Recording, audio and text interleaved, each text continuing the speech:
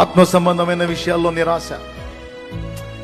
ఏందో నేను అలా ఉండకూడదు అనుకుంటా, ఆ తప్పు చేయకూడదు అనుకుంటా, నా కర్మ, నా దరిద్రం, మళ్ళా నేను అక్కడే వస్తున్నా, అక్కడే బెండ్ అవుతున్నా, అక్కడే తేడా పడుతున్నా. నాకు ఈ బతుకంతా ఈ శోధన తప్పేటట్లేదు, నేను జయం పొందేటట్లేదు.